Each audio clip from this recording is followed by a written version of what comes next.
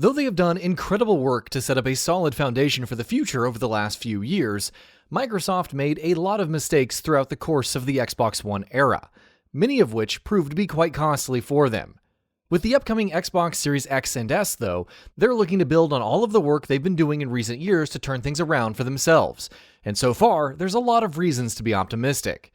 The way Microsoft are handling the launch of the Xbox Series X and S, and the things they are promising for the years ahead, have given us plenty of confidence that the fourth generation of Xbox is going to be much better than its third.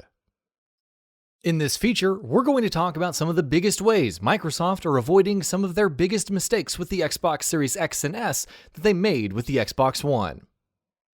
Focusing on games. Before the Xbox One launched, Microsoft's pre-launch marketing and messaging was kind of all over the place, and we'll be going over a few other aspects in a bit. One of the things that rubbed a lot of prospective buyers the wrong way was the way that Microsoft was positioning the console as a multimedia center, with an excessive focus on sports and TV apps and more.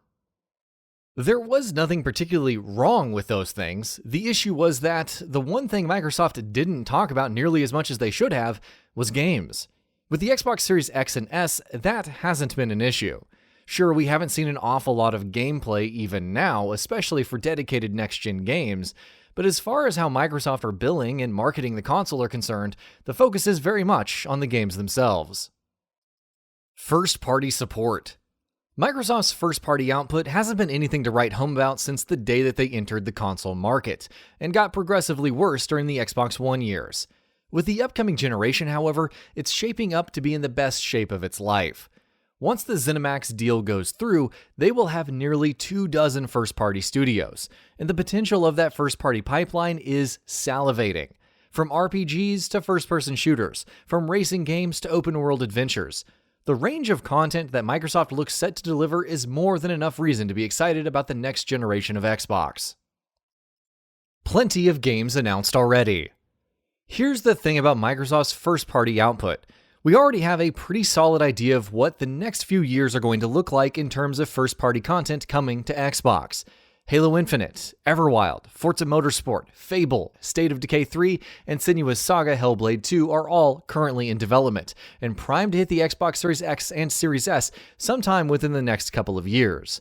Meanwhile, there's also a pretty good chance that Starfield will end up being Xbox console exclusives. Value for money. The Xbox One had so much going against it at launch, some of which we've already talked about, and plenty of which we'll be talking about soon. And all of that collectively meant that, for many, it was hard to justify a purchase of the console. It just didn't offer enough value for money. It's a problem that Microsoft seemed hell-bent on addressing with the Xbox Series X and Series S, and Game Pass has proven to be their incredible solution to this problem.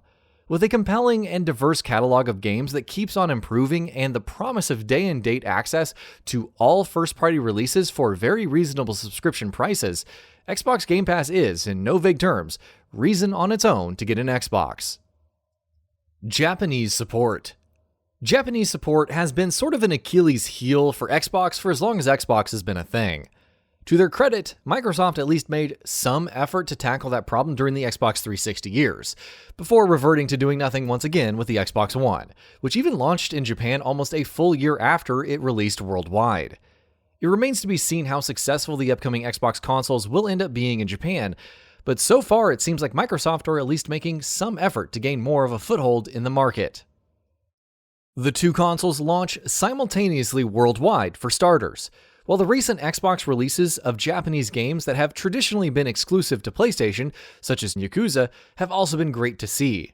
Meanwhile, with Tango Gameworks, Microsoft will soon also have a Japanese first-party developer, so maybe that's something they could use to their advantage. Backward compatibility. Microsoft have been pushing for backward compatibility for a few years now, so this was a mistake they corrected with the Xbox One itself. The difference now, however, is that they are entering next-gen with plenty of momentum. No one is going to buy an Xbox Series X or Series S just to play games from the previous generation, of course. But having the option to access thousands of games from across 3 console generations the moment you take your new console out of the box is a big, big boost. Add to that the Series X and Series S's ability to natively enhance older games in various ways, from boosting frame rates to even adding HDR, and its backwards compatibility feature becomes even more impressive. Hardware. The PS4 and Xbox One were both outdated pieces of machinery even when they launched, and of those two, the Xbox One was the weaker console. With the Xbox One X in 2017, Microsoft made a pretty clear statement that developing powerful, impressive hardware was going to be important to them going forward.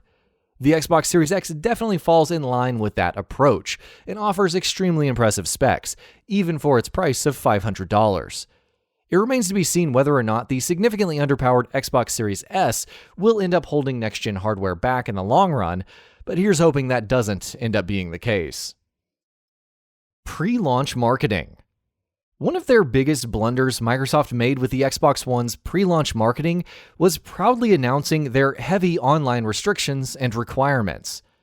They rightly received a great deal of flack for it, and even though they ended up doing a 180 on that pretty quickly, most of the damage had already been done by that point. And the Xbox One never quite managed to recover from that bad press.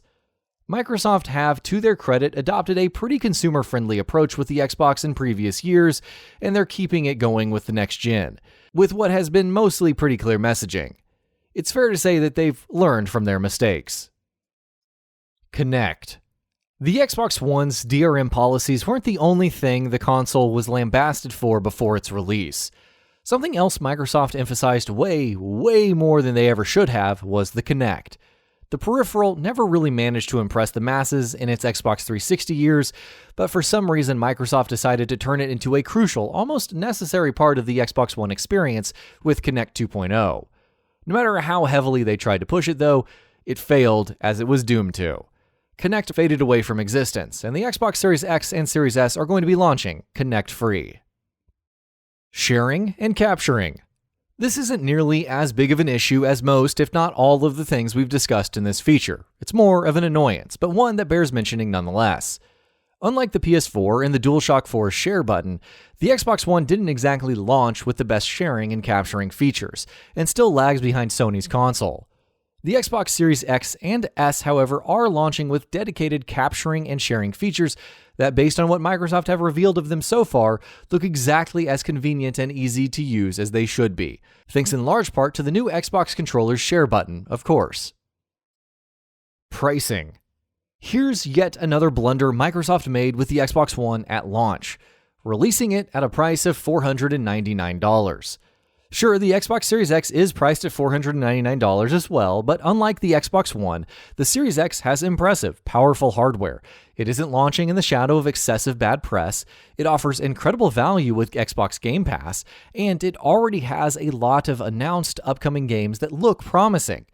Then there's the Xbox Series S to consider, which might have weaker hardware, but offers access into next-gen and all of its games at a very reasonable price of $299. On top of all of that, Microsoft is offering the Xbox All Access installation payment program in 12 countries, which makes next-gen even more easily accessible. And that about does it for this video. If you enjoyed what you watched and want to see more from GamingBolt, you can always hit that subscribe button and turn on the bell icon next to it. That way you will never miss any of our videos.